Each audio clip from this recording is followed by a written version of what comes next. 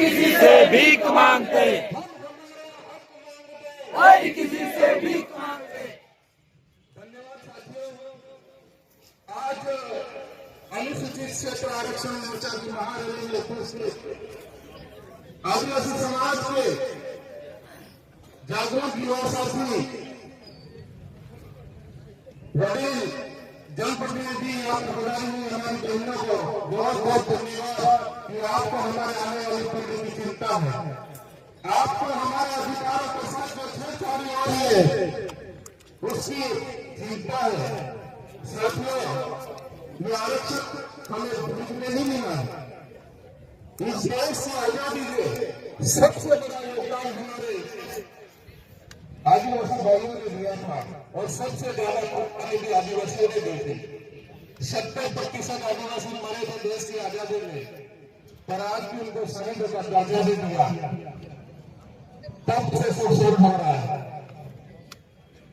जब तक से रहेंगे हम लोग। अब समय आ गया है, एक आंख से सुनना है, एक आंख से जगना है। साथियों, ये स्थिति क्यों पैदा हो?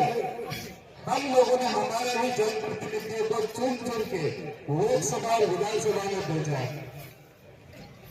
उन्होंने उसकी बातें मानी। संविधान के साथ जब छेड़छाड़ी हो रही थी, हमारे आरक्षण के साथ जब विसंगतियां पैदा हो रही थी, तो वे लोग सक्रिय थे। हमें समझना पड़ेगा। हमने भी कांग्रेस की वोट देने के लोकसभा विधानसभा जनप्रतिनिधियों को देखा, लोगों ने पैरवी नहीं की।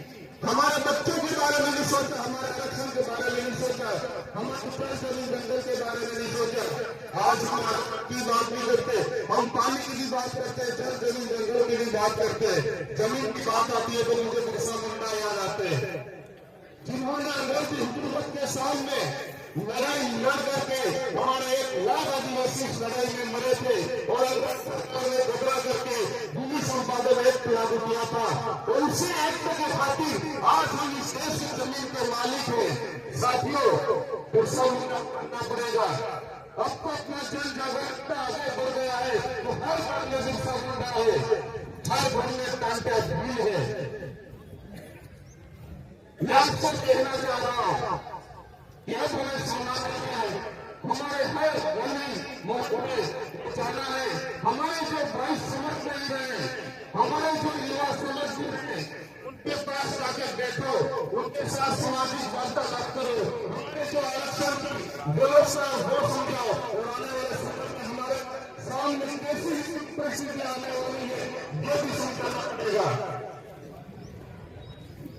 मैं ज्यादा नहीं कहूंगा, पर लास्ट में ये कहना चाहूंगा कि हम उठाएंगे तीर नहीं, हम कलम उठाएंगे तीर नहीं, पर छेड़ा आरक्षण को तो हम चुप्पी नहीं।